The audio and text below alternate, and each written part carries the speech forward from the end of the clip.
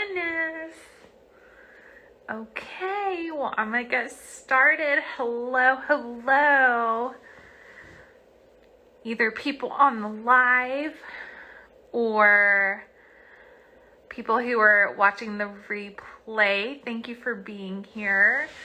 I am popping on really quickly to introduce the new little series that I'm going to be starting that's called Talks with Tay, and I am going to be introducing, so first, this is the first Talks with Tay, and hi, my friend Alexia, I see you. One of my bridesmaids is here. Hi, Alyssa. So I'm doing Talks with Tay, and I'm basically just doing a short series from December through October through December, and I am going to be interviewing a couple of guest therapists, and we are just gonna have some lighthearted, fun, and down-to-earth chats about mental health. And yeah. And so these talks in the future are not going to be designed to be anything like super heavy. And so, with mental health, something heavy might come across in the conversation, but the conversation isn't going to be heavy in nature for the whole time. It's definitely going to be, I'll insert trigger warnings and stuff if that's going to be a part of it, but it's just going to be an opportunity for viewers, both presently and in the future, to get to connect and to learn more about different therapists that we have here in the Austin community, and just kind of get to see the more personal side of a therapist, because we are human too. And yeah, oh my goodness, all my little friends are here. I'm gonna wave at everybody. So yeah, I'm going to, oh my goodness. Okay, so a couple of questions that I did have on the on my story that I wanted to talk about here. So one really good one thanks, Alyssa. One really good one that Alexia actually asked was, why is it important for a therapist to be themselves in the therapy process? And that's a really good question. And sometimes I think it can take someone a short amount of time or a long amount of time to come to that answer. But my personal answer to that is, clients can sense that. If they can sense I don't want to say fake, but like if it's insincere, people pick up on that at some point. And so it's just easier to just be who you are and embrace that, because clients feel that, especially teens. Oh my gosh, teens, if you are just not being yourself, teens, they can see that from a mile away. I don't know what it is about teens, but they just have some kind of radar for people who are disingenuous, to be honest with you. Oh my goodness. I have a helpline friend who is here. So back in grad school, I actually, undergrad, I volunteered for the student counseling helpline, and that was not, we couldn't be therapists, but we were closest thing that we could get to being therapists as an undergraduate student. But anyway, one of my former friends from there, who is also a lovely therapist now, is here. So yeah, you guys just like ask some mental health questions and or like therapy questions. But yeah, Alexia, that was a wonderful question. It's important to be yourself around your clients, and not in a way that's like inappropriate self-disclosure, because that's kind of different. What I'm talking about is just letting your personality shine through, because when you do that, you attract clients who connect with you on that level. So they connect with you for who you are. And so there's a lot of healing in that. There's a lot of power in that. Yeah, miss our conversation. So cool to see all you've done. I know. Oh my gosh. You too. Seriously, you have done so much, Austin. Being double licensed over there. Doing so many cool things. But, yeah. So it's just, I think you flourish to another level. Like you take yourself and your practice to another level when you make the choice to be a little bit more vulnerable and be yourself and have the courage to put yourself out there.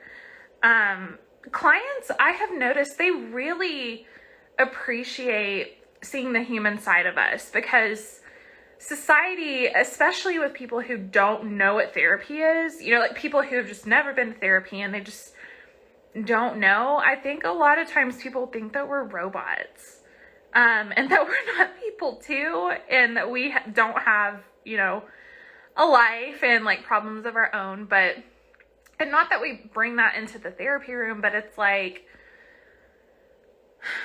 clients appreciate seeing the human side of us too, because they need to know that they're connecting with someone who understands them, like at a clinical level, but also like at a personal level. So yeah, that's what I would say to all that. Hey, Austin, if you're still here, I have a question for you. Are you still working in the student counseling center at A&M? Or did I just like completely make that up and you never worked there? Because I'm only calling myself, talk about being imperfect. If I like totally made that up, I just blasted my own self on Instagram Live. The courage to be imperfect. Oh God. But I feel like you did. Thank you, Alexia. And Alexia, you asked that question, so I would love to know your answer to that too. But yeah, clients can sense that.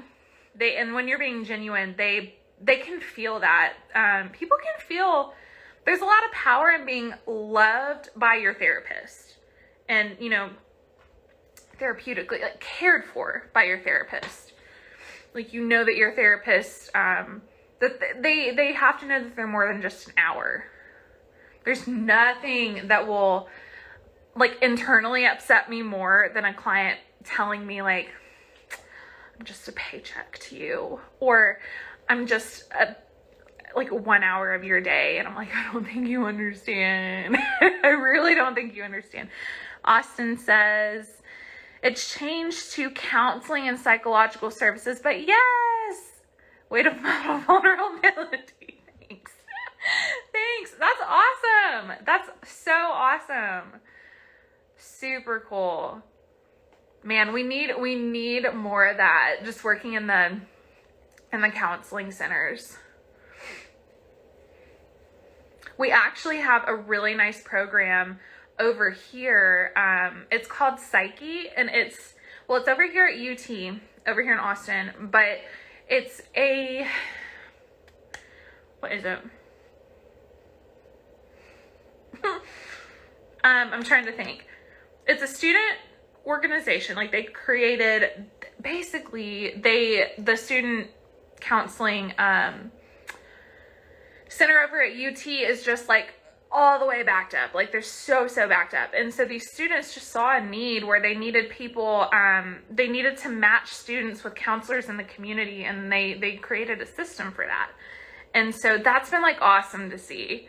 But yeah, just I noticed through working like outside of grad school, but also as a grad school student, college kiddos kind of have a hard time navigating how to get therapy services and how to start that process. And a lot of it, I've noticed, is they're kind of learning like, oh, you mean like you don't have to talk to my parents, or I can have, I can talk to you without them knowing all this information.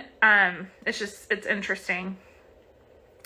it's interesting. I've seen that there's a need to explain to, there's a lot of growing area. Okay, I think I'm back. Okay. Austin says, where am I working? What types of things do you like working with most? So I'm currently working at Austin Family Counseling. It's a group practice over in Austin. And so I work with, mostly right now I'm working with teens, a lot of teens, high schoolers, and I got a couple of kiddos as well. Yeah, so I've been doing that. And over the pandemic, it was pretty intense because they weren't getting to socialize as teenagers. And that's really important for teenagers to socialize. And, yeah, that was a really interesting first year of work, coming into starting work in a pandemic. But, so that was hard, but I discovered my love for working with teens when I did my grad school internship at a psychiatric hospital. I worked on the adolescent unit. So this was after Helpline, after I left A&M, and I went into grad school, did my grad school internship at a psychiatric hospital. And so, yeah, I got that experience. I really got into Sandtray therapy. That's my jam, and we haven't been able to do that in COVID, but I'm actually in the Sandtray room right now. I'm really loving it a lot. Yeah, I'm trying to specialize in Sandtray, but we've just kind of had a pause on that with COVID. But yeah, so I'm doing virtual, I'm doing in person.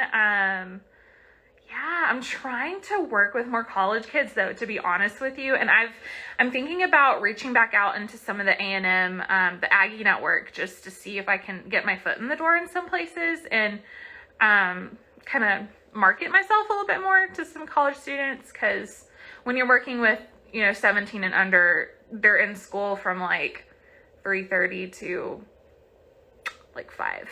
So your hours are dictated by their school schedule. So, but yeah.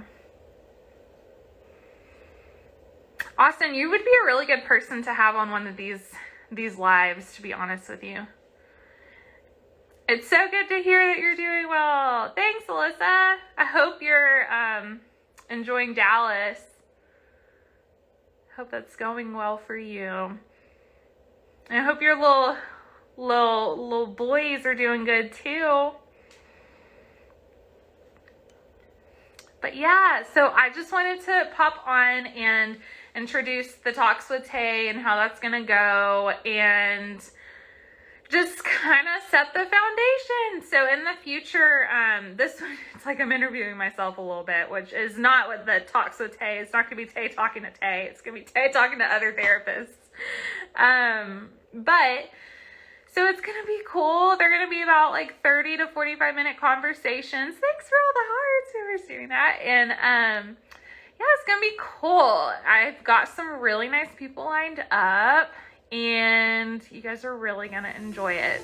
So, well, thank you guys for joining in. And Austin, it was so nice to see you. Alyssa, it was nice talking to you too. Thanks for joining. And I'll catch y'all next Friday. Bye.